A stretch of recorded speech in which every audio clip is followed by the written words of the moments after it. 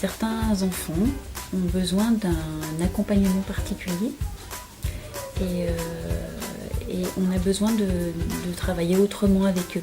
Les enfants, les parents semblent heureux de ce qu'on vit dans cette école et du coup s'y retrouvent et ont envie de plus.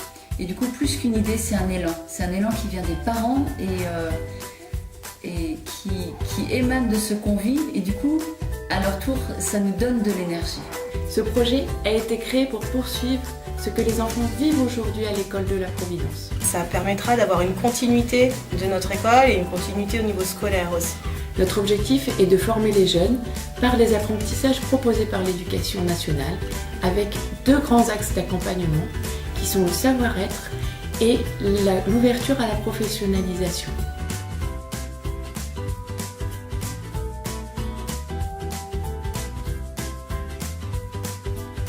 L'enfant, s'il est bien, c'est la première chose pour qu'il progresse dans son apprentissage. Alors ça peut être des choses purement scolaires, mais dans son apprentissage à devenir élève surtout, et un élève futur citoyen. Comme on est vraiment en lien avec les parents, il y a vraiment un suivi de près de chaque enfant.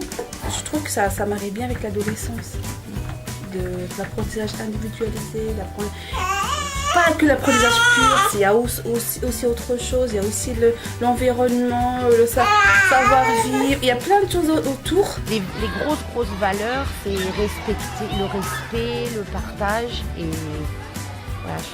Aujourd'hui, je crois que c'est ce qui se perd beaucoup. Ce que moi j'essaye de mettre en place, c'est la relation que je vais essayer d'insuffler entre l'élève et moi, entre la famille et moi, et essayer ensemble de créer quelque chose qui n'est pas commun.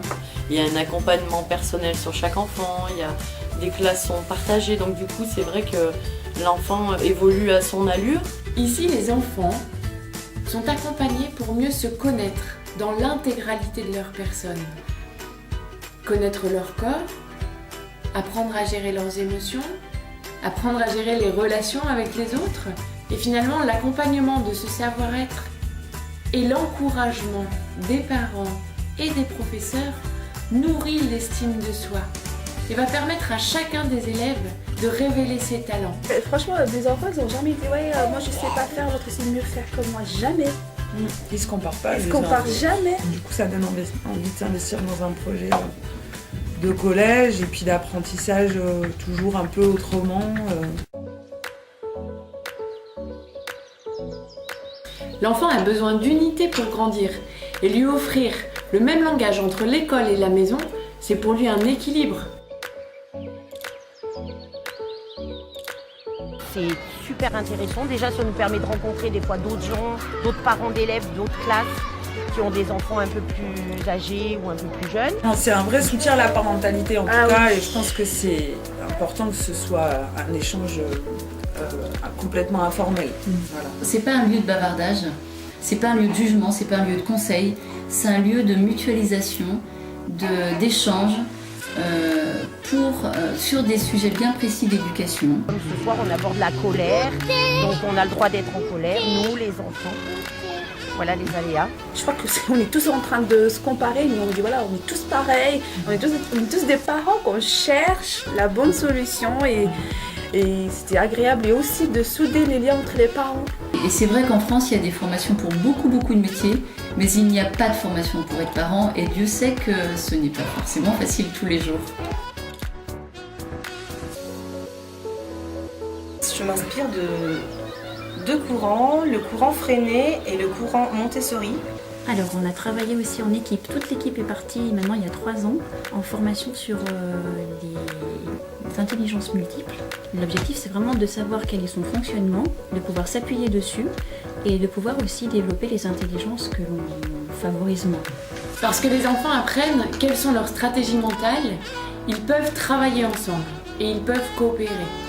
Ce travail en coopération leur montre combien ils sont complémentaires les uns par rapport aux autres. Tous les vendredis, les 2 délégués, donc Samuel et moi, on se met devant la classe et on essaye de parler ce qui s'est passé cette semaine, de bien ou de pas bien. On peut dire des choses qu'on n'aurait pas forcément le courage de dire pendant la récréation, parce que il peut y en avoir d'autres qui sont d'accord avec toi sur ce problème et qui du coup vont te soutenir pour le résoudre. Ce qui manque, je crois, autour de nous, un petit peu partout, c'est l'envie. Donc si on peut donner l'envie aux enfants de faire des choses et d'être autonomes et responsables, moi je suis partie prenante. Et moi, si mes petits-enfants vont au collège à Vinay avec les valeurs qui sont celles du projet, ça me convient très bien.